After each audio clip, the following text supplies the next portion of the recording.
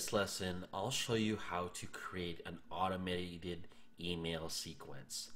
First, however, what we need to do is actually move the subscriber that we were able to get from our landing page over into the proper group for the automated email sequence we're going to do.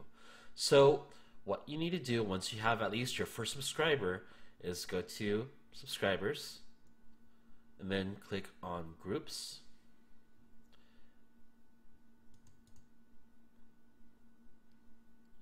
And you'll actually want to add the subscriber to your group. Now there's two ways to do this. It's either you can go through subscribers and click on add subscribers, and then you can either add subscribers from the form as a single subscriber, or if you have a whole list of subscribers, then you can import a text or a CSV file. Better yet, what you can do is go to forms. For the landing page form that you used, you want to highlight and click on subscribers here, and then you'll see from the previous video that we have Cherry the Cherry at Gmail captured as a subscriber. So we can either export this like we mentioned before or import it over, but what we'll do in this case, just to show you, is go ahead and add my personal email to the group, as I have direct control over that. So I'm going to go over to subscribers. I'm going to add.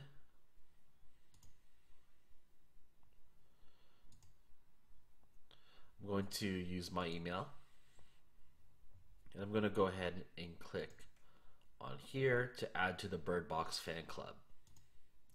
And now Jacob Rothenberg at yahoo.com will be added to the group,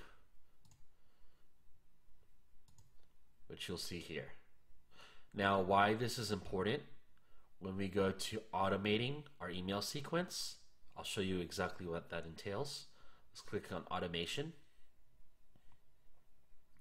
We can create a email workflow in which a series of emails over time are automatically executed, sent to all of your subscribers. So we're going to go ahead and create a sample workflow.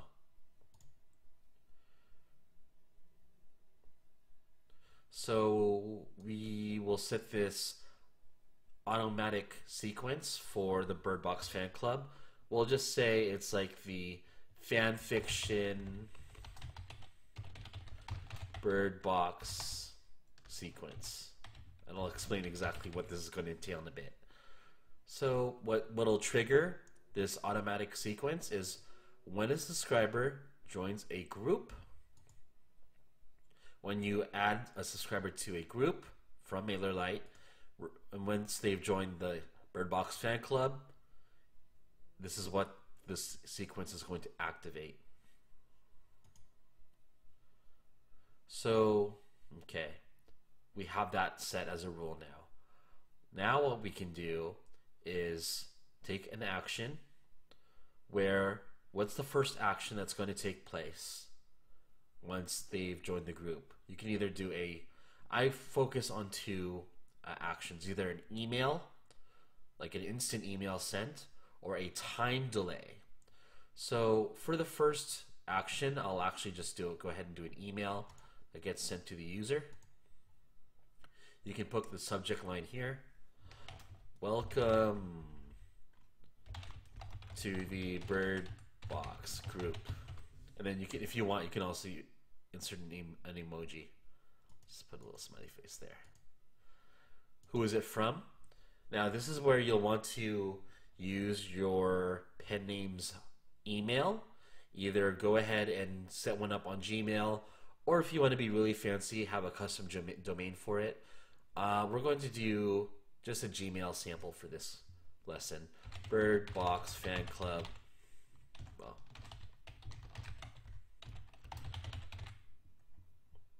at birdboxfanclub.gmail.com. And now we can go ahead and design our email.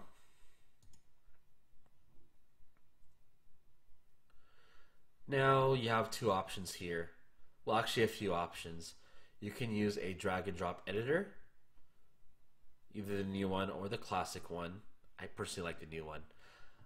Or you can even use existing templates, just so you can get a head start in having a template set up. Now, honestly, doing an email form is pretty simple as it is. So we could use a template, but I think I'll just do it from scratch just to show you what needs to be included.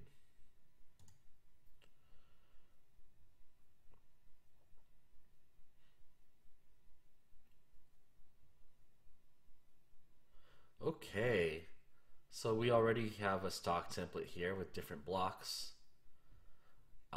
One thing that's very important to note when you're doing email marketing is to, by law, include your address. Now, it can either be your address or your actual mailing PO box, but by law, you are required to disclose your address in order to conform to the ICANN Spam Policy Act. So if you don't have your address included in your email blasts, you can be liable for getting canned or like blacklisted for being like an unsolicited spammer. So I'll actually go ahead and leave my address here, since I am going to be moving in a few weeks anyway. So this won't get me in trouble by including in the course. I don't mind. And let's go ahead and design our form. So if you want, you can have a logo. What I like to do is, well, I'm going to customize it. Let's make it pretty. So the Bird Box Fan Club is what this is.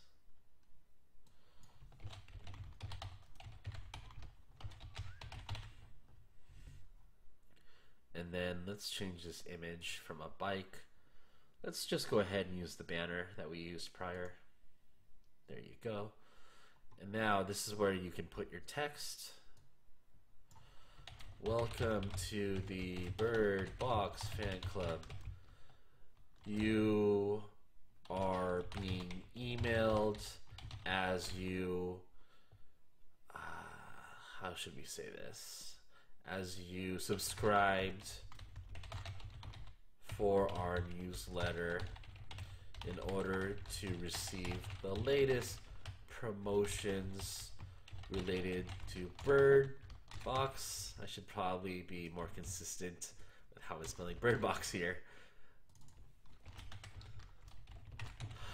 And along with updates on the potential series to be created.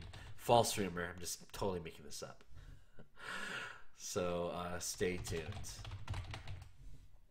Now, what we can do is, if you want, you can change the alignment, you can change the text color, you can change the size.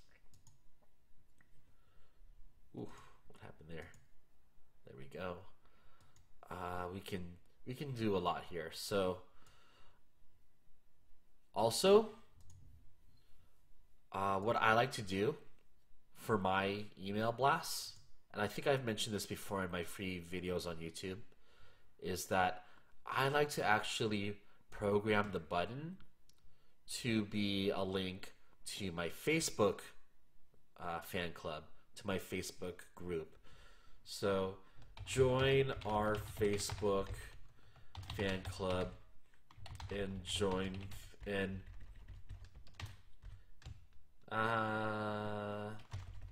let's see, I'm trying to be a perfectionist here. Join our Facebook fan club for Bird Box now.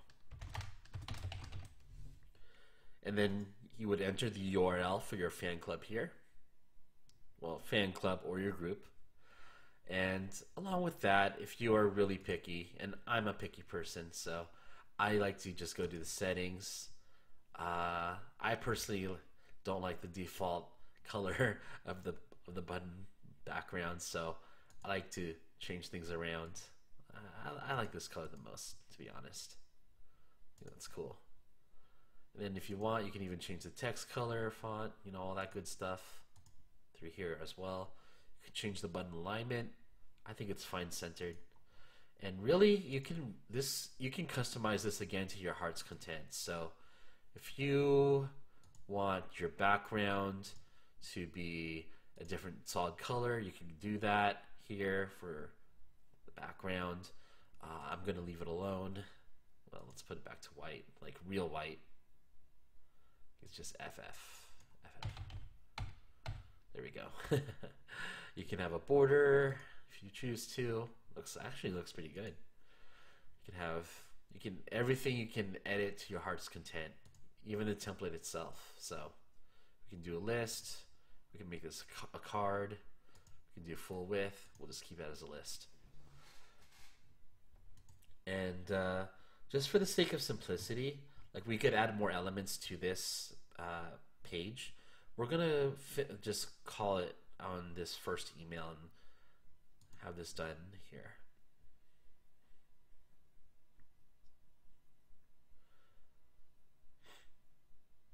Now keep in mind, this is going to be email number 1 of our sequence. Once this finishes loading, we're going to do email number 2 of our sequence. I should really just make this more consistent.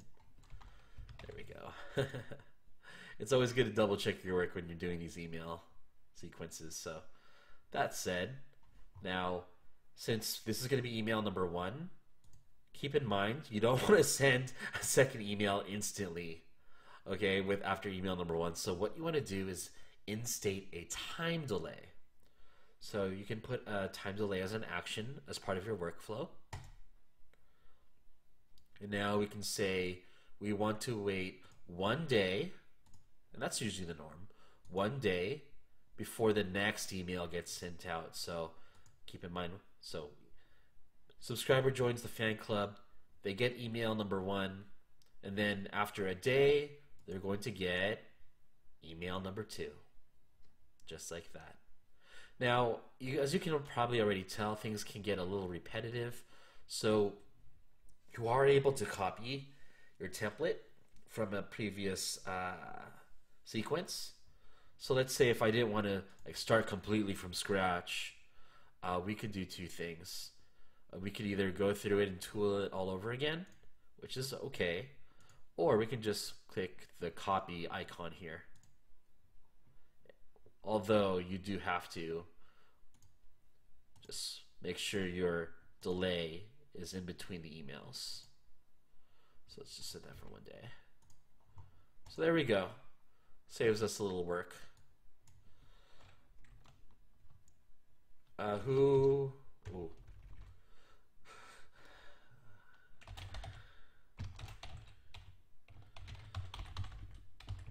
This won't make sense unless you watch the movie. It's beautiful. Look at it. Look at it.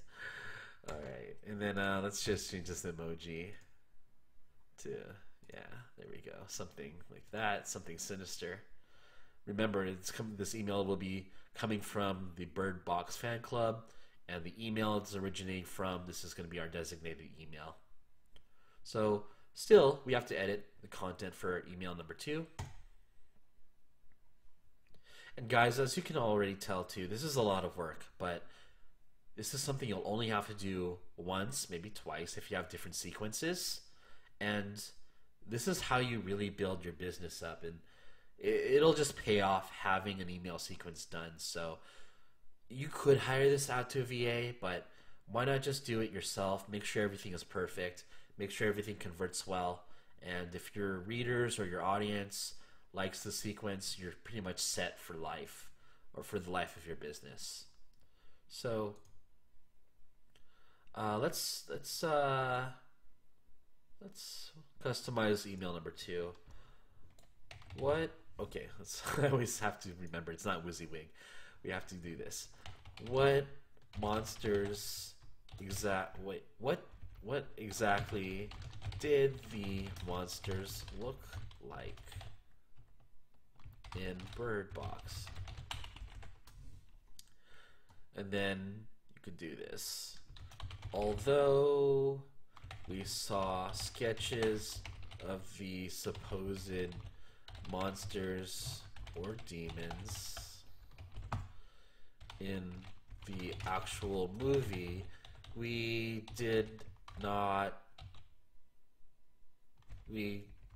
technically did not see any monsters portrayed in the Bird Box world.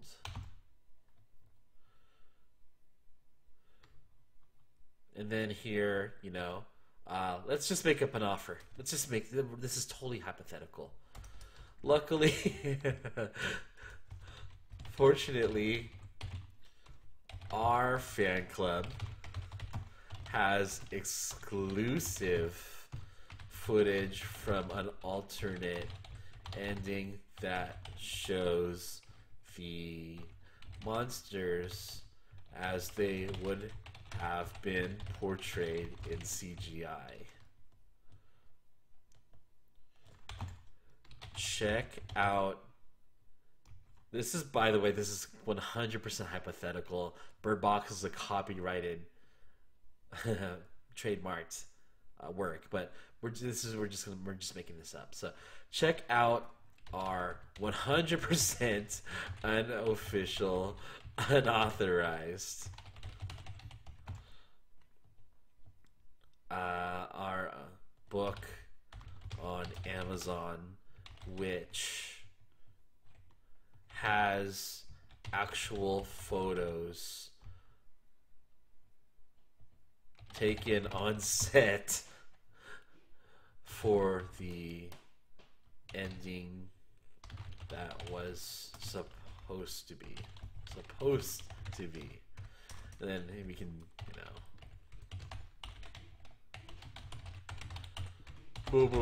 that's the code. And then disclaimer.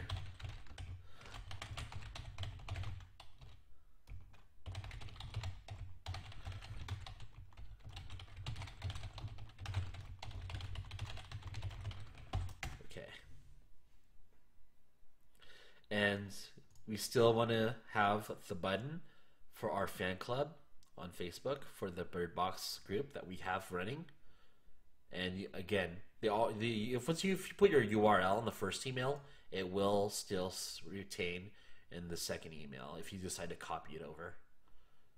And like I said, make sure your address is here because it's the law. And then you're done editing. Now, how long should a sequence be? However long that it really makes sense. It's really up to you.